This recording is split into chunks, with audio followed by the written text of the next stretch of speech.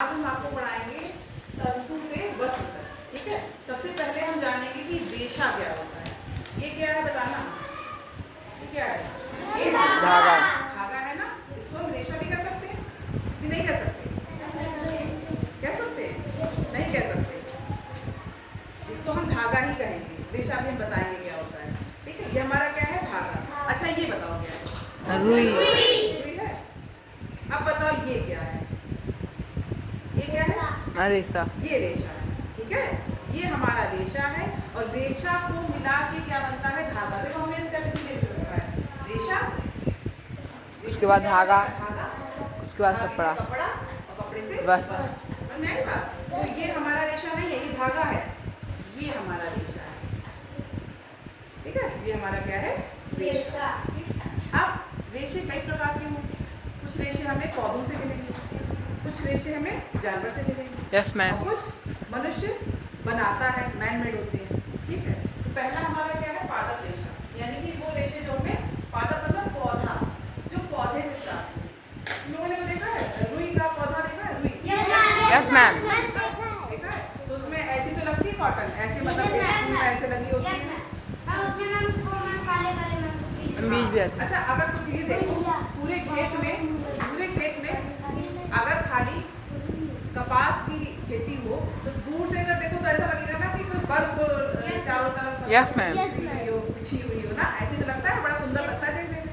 ठीक है, तो जब हम पौधे से क्या प्राप्त करते हैं? रेशा, और इससे क्या बनेगा? धागा। तो ये हमारा क्या कहलाएगा? पादप रेशा, जो हमें पौधे से प्राप्त है। ठीक है, अगला है जानवर रेशा। एंड जो जानवरों से है, जानवर से प्राप्त हो, किससे? जैसे भेड़। और हमने भी पढ़ाया था तुम लोगों को एक चीज अभी, बकरी। रेशम बताया था। रेशम के कीड़े। हाँ, रेशम के कीड़े से क्या होता है? कोकून होता है। कोकून को जब गर्म Yes, ma'am. पानी में डाल दो तो उससे Ma'am. धागा प्राप्त होता है। तो और कीड़े में मर जाते मैम। हाँ, रेशम का धागा है, तो यानी कि हमें भेड़ से प्राप्त होगा और रेशम कीट से प्राप्त होगा, वो हमारा जानवर रेशा हो गया। संश्लेषित रेशे क्या होते हैं? जो मनुष्य बनाता है, जो नेचुरल मतलब कि प्राकृतिक ना होकर आर्टिफिशियल होते हैं। ठीक है, जैसे कि नायलॉन हो गया, पॉलिएस्टर हो गया, रेयान हो गया, ये हमारे सब क्या है? संश्लेषित रेशे हैं। तो आज हम बात करेंगे कपास की। इसकी बात करेंगे कपास, मतलब कि रुई। ये बताओ रुई के लिए मिट्टी कैसी होनी चाहिए? इसकी जब खेती करेंगे तो मिट्टी कौन सी होनी चाहिए? कपास की मिट्टी कौन सी होती है? बलुई मिट्टी में ज्यादा अच्छे से वो बलुई मिट्टी होता है। काली मिट्टी में एक्चुअली नमी होती है, तो वो उसकी जड़ में क्या करती है? पानी को बनाए रखती है। तो उस मिट्टी में जो हमारा कपास का पौधा होता है अच्छे से उगता है। ठीक है, और बताओ इसके बारे में, कपास के बारे में। कपड़े होते हैं इसमें। Yes, ma'am. सूती कपड़े जो कहते हैं, गांधी जी चरखा चलाते थे, सूती कपड़े काटते थे, है ना। तो सूती कपड़े हमें इसी कपास से ही मिलते हैं। और बताओ इसके बारे में, और क्या क्या बनता है इससे? कपास जैकेट बनती मैम। जैकेट बनती है। और तुम लोग सोते हो? रजाई। गद्दा और रजाई। और तकिया। हाँ, और तकिया हो गई। ठीक है, तो ये सब क्या है? इनके अंदर क्या भरते हैं? रुई भरते हैं।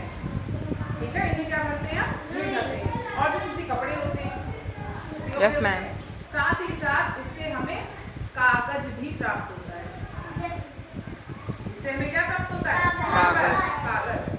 ठीक है, अच्छा अब क्या और टेक्नोलॉजी का ज्यादा इस्तेमाल किया जा रहा है, तो बीटी कॉटन करके एक वैरायटी आती है रुई की, इसको हम उगाते हैं। इससे क्या होता है?